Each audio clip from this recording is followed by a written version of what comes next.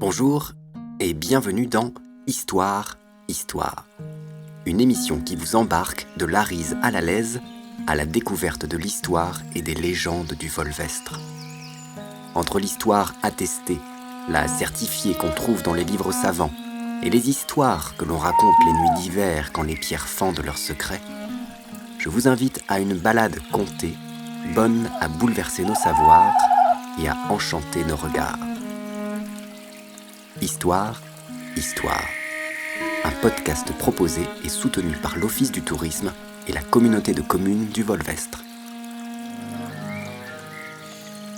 Aujourd'hui, nos pas nous mènent à... Ah, nous y sommes. Voici Longage. Longage. Mais pourquoi ce nom? Au premier abord, Longage, ça sonne comme une promesse. Un long gage. Un gage d'amour? Un engagement éternel. Un engagement devant l'éternel. Tout commence au XIIIe siècle avec le testament du comte de Toulouse, Raymond VII. C'est là, dans son testament, qu'on trouve pour la première fois en latin le terme longaticis pour désigner longage.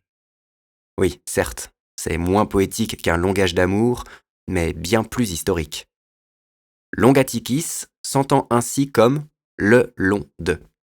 Et d'ailleurs, regardez là donc le panneau à l'entrée. On peut y lire en occitan longages. C'est proche de perlongace, prolongement. Maintenant que nous sommes en connaissance de cause, entrons dans la ville et prolongeons donc cette balade langagière. Langagière, pardon. Longage, longaticis, le long de, donc. Mais le long de quoi, me direz-vous? Eh bien, le long d'une ancienne voie romaine, semble-t-il bien. Une voie romaine qui reliait Dax à Toulouse en passant par Saint-Bertrand-de-Comminges. Sans plus tarder, on emprunte cette strata qui fait un détour par l'histoire. 1er siècle avant Jésus-Christ. Les Romains ont envahi la Gaule et sont présents dans la vallée de la Garonne. Vous êtes dans l'armée maintenant! Engagez-vous et mettez-vous en rang! Les voies gauloises, tracées pour le commerce, leur ont facilité la tâche dans leur avancée. Mais ce n'est pas assez pour eux. Pour nourrir toute une armée et asseoir durablement leur domination sur les territoires conquis, à eux aussi, il leur faut une autoroute empierrée. À l'époque, on disait strata. Alors les Romains déboisent le chemin. Ils ouvrent le passage jusqu'à 6 mètres de largeur et ils développent ainsi, par cette strata, un axe fort où circulent information, nourriture et surtout, troupes et légions. Mais attention, en ce temps-là, les Romains ne faisaient pas tous les fiers à bras. Il n'y avait pas que le village d'Astérix qui résistait et qui donnait du fil à retordre aux Romains. Pour un Romain, malheur à celui qui s'aventurait trop loin dans les Ardennes. Les Ardennes?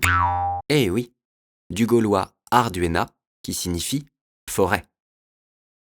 Imaginez donc qu'à cette époque, la forêt de Bouconne, aujourd'hui résorbée entre Toulouse et Auch, eh bien, imaginez donc que cette forêt, elle s'étendait jusqu'aux abords de Longage.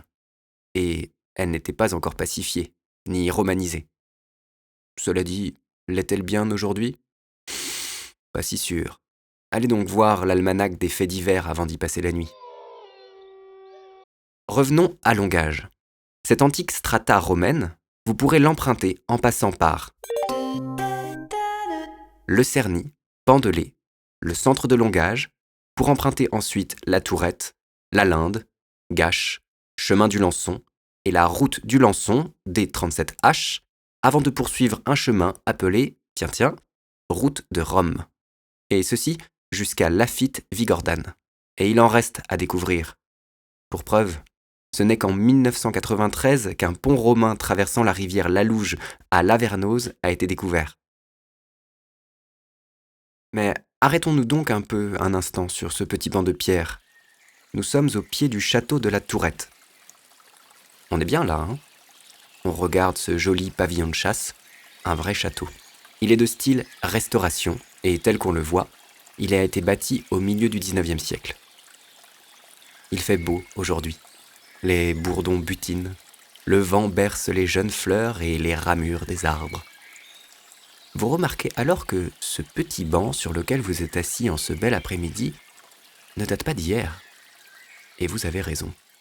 On raconte même que ce banc pourrait bien avoir connu le royal séant du Vert galant, notre cher bon vieux roi Henri IV. On raconte qu'il s'y serait reposé alors qu'il remontait de sa ville natale de Pau vers Paris pour son couronnement, en l'an de grâce 1594.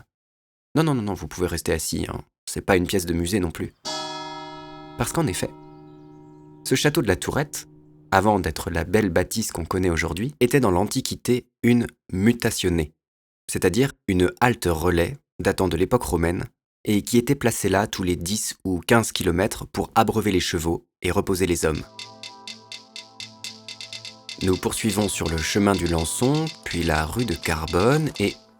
Ah tiens, mais en voilà un drôle de bâtiment qui vient de se poser sur la place principale de la ville. On dirait qu'il est monté sur de grandes pattes en pilotis. Eh oui, c'est la halle centrale qui pavane sa modernité et qui appelle les badauds sous son gros ventre ombragé. Désormais bibliothèque, cette étonnante construction haute sur pattes fut bâtie par l'architecte François Hennebique, pionnier du béton armé. En 1894, c'est d'ailleurs lui qui construisit place Saint-André-des-Arts à Paris, un des premiers grands immeubles en béton. La classe de l'avoir à Longage. Et vous voyez là, à l'extérieur, tout au haut de la bibliothèque, ces frises en céramique colorée, elles rappellent la culture de la vigne et les fameuses caves de Longage. Eh bien moi, fort d'une marche pareille, j'irais bien boire un petit canon au couvent. Ça vous dirait ? Allez, c'est décidé, on continue tout droit. Rue de Cap-de-Bas, puis on passe par la bien nommée rue de l'Eau-de-Vie et nous débouchons à l'intersection du chemin du Prieuré et de la rue du Couvent. Mais... Oh non, horreur! Oh, les portes sont fermées. Ah mince, j'avais oublié. Le couvent a été démoli. Alors, le verre de vin... Ces ruines qu'on voit, ce sont celles du prieuré de l'abbaye de Fontevraud. Cette même abbaye autour duquel la ville de Longage s'est structurée. Prenons le temps de comprendre ce qu'il en est de cette abbaye de Fontevraud. Nous sommes à Longage, pas à Fontevraud. Pour cela, il nous faudra remonter à l'origine de l'ordre de Fontevraud en faisant un détour par l'Anjou, entre Tours et Saumur. Accrochez-vous. L'abbaye de Fontevraud a été fondée en 1101 par un moine itinérant, Robert d'Arbrissel, qui, novateur, décide que dans cette abbaye, hommes et femmes seront sous la gouverne d'une abbesse. L'ordre de Fontevraud est protégé par la famille royale des Plantagenets et entretient par ailleurs des liens étroits avec Aliénor d'Aquitaine. Bientôt, l'abbaye devient une abbaye royale de grande ampleur. Elle accueille en son sein les dépouilles d'illustres monarques tels Henri II, Richard Cœur de Lion, Aliénor d'Aquitaine et, en ce qui nous concerne, on le retrouve, notre Raymond VII, comte de Toulouse. Vous vous souvenez ? Celui dont on trouva l'expression « Longaticis » dans le Testament.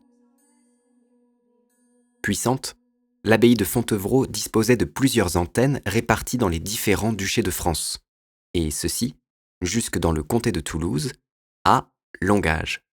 On a pu compter jusqu'à 57 prieurés sur tout le territoire. Dans le cas de Longage, le prieuré, bâti sur la route menant de Saint-Bertrand-de-Comminges vers Saint-Jacques-de-Compostelle, est également appelé couvent, du fait qu'il accueillait une communauté de moniales. On aurait pu dire nonnes. Et c'est donc à partir de cette première antenne, ce premier prieuré, hérité de l'ordre de Fontevraud, que la ville de Longage s'est véritablement développée comme un lieu en soi, et non comme un simple prolongement le long d'une ancienne strata. Le monastère est au summum de sa prospérité à la fin du XVIIe siècle. À cette époque, on disait même du couvent qu'il figurait parmi les 14 plus beaux monastères d'Aquitaine. Mais voilà, le feu d'artifice de la Révolution de 1789 vient jouer les troubles fêtes. La gronde souffle tous les cierges du couvent et passe un grand coup de balai sur les poussières d'encens consacrés. Ouvrez! Mère Marie de Jansac, Monsieur Capet, commissaire du gouvernement. J'ai ici pour vous l'ordre de dissoudre... votre ordre. Capet, le commissaire du gouvernement, avec ses acolytes, passe tout au décapant. Les biens religieux deviennent biens nationaux puis sont achetés par les plus fortunés. Ainsi, entre en scène un certain sieur Saran. En cet an 4 de la Révolution française, je déclare ouverte la vente du prieuré de Longage, qui servit également de prison populaire. À messieurs Saran et Labouisse, pour la somme de 36 000 francs, adjugé. Et toi, camarade Labouisse, tu vas en faire quoi de ta moitié de prieuré? Je sais pas trop. Revendre les pierres et réemployer les métaux, ça me dit bien. Et toi, compère Saran? D'abord, je vais raser Notre-Dame. Et puis, je vais revendre les pierres à qui les voudra. Je sais déjà que la commune veut récupérer le lutrin à 3 pieds de style Louis XVI. Elle veut récupérer aussi une partie du mobilier de l'église, quelques tableaux, la chaire, le carrelage, pour mettre tous fourbis dans l'église Saint-André. Il y a le monastère de Boulor aussi, dans le Gers, qui va me prendre la grille de clôture de l'ancien prieuré pour la mettre chez eux. Et puis l'église de la Dorade, à Toulouse, qui va me prendre l'orgue du monastère. Je leur ai refilé le tuyau. Il y a encore les Saintes-Maries qui veulent me reprendre les colonnes de la salle capitulaire pour se faire une entrée pour leur château. Ah ouais, la belle affaire. Et puis, pour le transport, c'est pas loin. Je ne sais pas ce qu'il en est pour vous, mais moi, toute cette spéculation révolutionnaire, ça m'a coupé la chique et la soif. J'ai bien envie d'aller faire un tour du côté du château Sainte-Marie pour voir ce qu'il en est des colonnes à chapiteaux de la salle capitulaire transformées en portail. Ah ouais, c'est pas mal. Un soir de brume, on ne serait pas surpris que quelques fantômes y traînent son drap blanc. Parlant de fantômes et du château Sainte-Marie, vous entendez cette cavalcade? Ah, ça y est. Nous sommes en l'an de grâce 1542, et il semblerait bien que le vicomte de Bruniquel, celui-là même qui l'a fait construire, est descendu de ses gorges aveyronaises pour inspecter son fief rutilant. À moins peut-être que nous ayons changé d'époque encore une fois et que nous soyons au XVIIe siècle et que ce sont les Comminges qui viennent voir leur nouvelle résidence. Ou peut-être encore sommes-nous déjà en 1722 et que cette cavalcade n'est rien d'autre que le sieur Abolin, l'apothicaire du roi de Naples, qui vient d'arriver presto après un long voyage pour estimer son bien. Ou peut-être encore sommes-nous en 1771 sous la bannière de la famille Sainte-Marie, celle-là même qui a donné son nom au château, avec déjà en tête l'idée romantique d'ajouter à la bâtisse des crénelures aux 4 tours d'angle pour un style plus médiéval à la sauce pré-romantique. Les douves du château aujourd'hui sont asséchées. Demeure l'impressionnante porte fortifiée, clinquante et stylisée avec son damier de briques et de pierres calcaires. Vous entendez? Là-bas, au bout du parc. Du bruit dans l'orangerie, juste un peu plus loin. Mais si, là, à travers les arbres, vous voyez? Ce bâtiment tout en long au style troubadour très 19e siècle. Ah, c'est sûr. Dans ces lubies romantiques, c'est Madame de Sainte-Marie qui nous lit des romans de chevalerie du comte de Tressan. Est-ce qu'elle ne préparerait pas plutôt une représentation d'On ne badine pas avec l'amour, de Musset?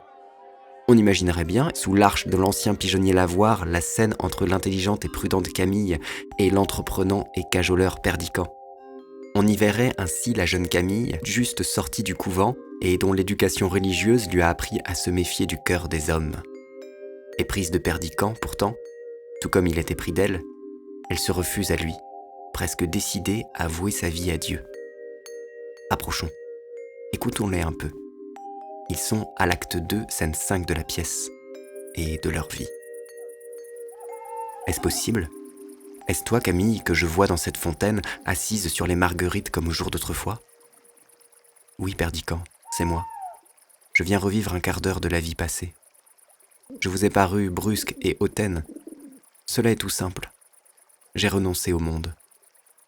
Cependant, avant de le quitter, je serais bien aise d'avoir votre avis. Trouvez-vous que j'ai raison de me faire religieuse?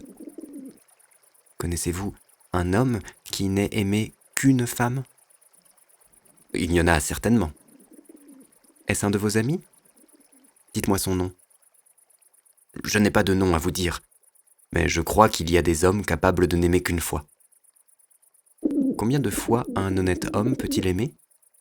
Veux-tu me faire réciter une litanie ou récites-tu toi-même un catéchisme? Je voudrais m'instruire et savoir si j'ai tort ou raison de me faire religieuse. Si je vous épousais, ne devriez-vous pas répondre avec franchise à toutes mes questions et me montrer votre cœur à nu? Je vous estime beaucoup, et je vous crois, par votre éducation et par votre nature, supérieur à beaucoup d'autres hommes. Je suis fâché que vous ne vous souveniez plus de ce que je vous demande. Peut-être, en vous connaissant mieux, je m'enhardirai. Où veux-tu en venir ? Parle, je répondrai. Répondez donc à ma première question. Ai-je raison de rester au couvent ? Non. Je ferais donc mieux de vous épouser ? Oui. Mais laissons-les à leurs amours incertaines. L'eau du lavoir recouvre leurs paroles. Quels seront donc les longs gages pris par Camille ? Ceux du couvent ou ceux de l'amour ? En nous baladant dans le très ancien cimetière du Cap de Bas, à l'angle de la rue du couvent, regardons entre les tombes, par-delà les parapets de l'ancien prieuré.